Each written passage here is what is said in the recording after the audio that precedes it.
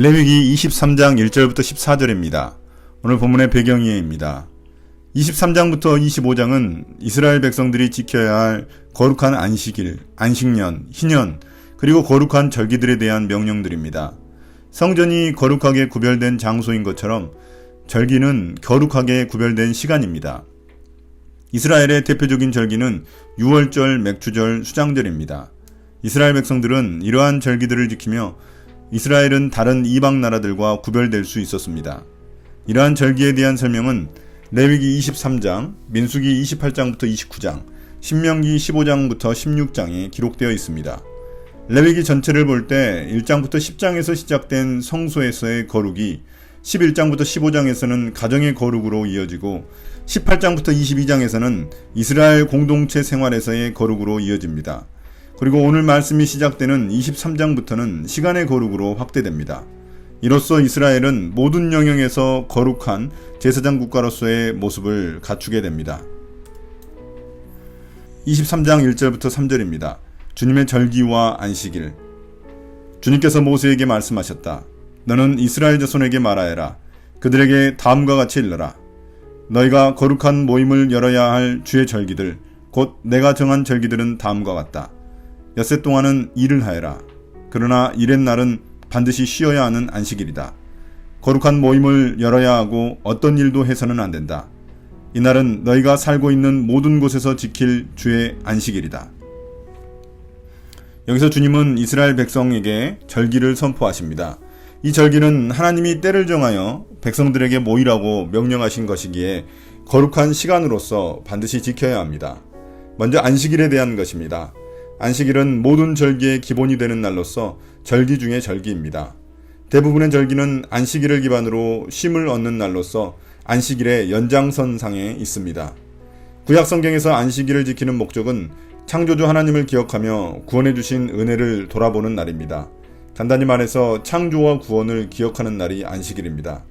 이런 점에서 안식일은 시간의 성소라고 말할 수 있습니다. 안식일은 6일 동안 일한 후 온전히 쉬는 날로서 노동뿐만 아니라 일상적인 일까지 금지됩니다. 23장 4절부터 8절입니다. 유월절과 무교절. 정하여 놓은 때를 따라 너희가 거룩한 모임을 열고 주 앞에서 지켜야 할 절기들은 다음과 같다. 첫째 달 열 나은 날 해질 무렵에는 주의 유월절을 지켜야 하고 같은 달 보름에는 주의 무교절을 지켜야 하는데 이래 동안 누룩을 넣지 않은 빵을 먹어야 한다. 첫날에는 거룩한 모임을 열고 생업을 돕는 일은 아무것도 해서는 안 된다. 그러나 주에게 살라 바치는 제사는 이래 동안 줄곧 드려야 한다. 이래째 되는 날에는 다시 거룩한 모임을 열고 생업을 돕는 일은 아무것도 해서는 안 된다. 이제부터는 본격적으로 이스라엘의 절기들에 대한 규정이 등장합니다. 먼저 유월절입니다. 유월절은 이스라엘의 마지막 재앙이었던 장자 재앙과 관련해서 만들어졌습니다. 당시 죽음의 사자가 문지방에 양의 피가 묻은 집은 장자를 죽이지 않고 넘어갔다는 데서 기원된 절기입니다. 넘어가다 하는 동사에서 비롯된 말이 유월절, 영어로 Passover입니다.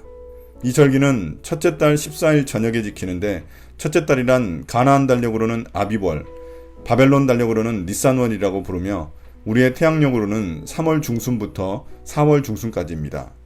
출애굽기 유월절 규례에 따르면 백성들은 10일부터 어린 양을 준비하고 3일 후에 어린 양을 잡아 고기는 구워서 먹고 피는 문지방에 발랐습니다. 유월절에 이어 곧바로 15일부터 일주일 동안 무교절이 이어집니다.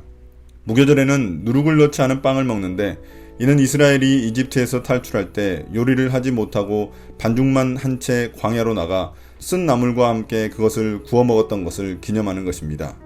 이 기간 동안에는 집안에 누룩, 즉 곰팡이가 남아있으면 안 되기 때문에 유월절 전날 누룩이 들어간 모든 음식과 집안 곳곳의 곰팡이를 제거합니다. 누룩은 성경에서 주로 죄를 의미하는데 구원받은 백성들 삶에 죄가 있어서는 안 된다는 것을 의미합니다. 또한 무교절의 첫날과 일곱째 날에는 거룩한 모임을 열고 아무 일도 해서는 안 됩니다. 안식일이기 때문입니다. 23장 9절부터 14절입니다. 초실절. 주님께서 모세에게 말씀하셨다. 너는 이스라엘 자손에게 말하여라. 그들에게 다음과 같이 일러라. 너희는 주가 주는 그 땅으로 들어가 곡식을 거둘 때에 너희가 거둔 첫 곡식단을 제사장에게 가져가야 한다. 그러면 제사장이 그 곡식단을 주 앞에서 흔들어서 바칠 것이며 주가 너희를 반길 것이다. 제사장은 그것을 안식일 다음 날 흔들어서 바쳐야 한다. 너희가 곡식단을 흔들어서 바치는 날에 너희는 1년 된 흠없는 어린 순양 한 마리를 주에게 번제물로 바쳐야 한다. 그것과 함께 바칠 곡식 제물로는 기름에 반죽한 고운 밀가루 10분의 2 에바를 바치면 된다. 그것을 불에 태워 주에게 바치면 그 향기가 주를 기쁘게 할 것이다. 또 부어드리는 제물로는 포도주 4분의 1 흰을 바치면 된다. 너희가 이렇게 너희의 하나님께 제물을 바칠 바로 그날까지는 빵도 볶은 곡식도 햇곡식도 먹지 못한다. 이것은 너희가 사는 모든 곳에서 너희가 대대로 길이 지켜야 할 규례이다. 이제 초실절에 대한 설명입니다. 무교절 기간 중에 지키는 절기입니다. 왜냐하면 무교절은 보리추수를 주신 하나님께 감사하는 절기이기도 하기 때문입니다. 이 절기에 백성들은 처음으로 수확한 곡식을 하나님께 바쳤습니다. 이스라엘에게 있어 처음 것은 항상 하나님의 것임을 고백했기에 첫 이삭 역시 마찬가지였습니다.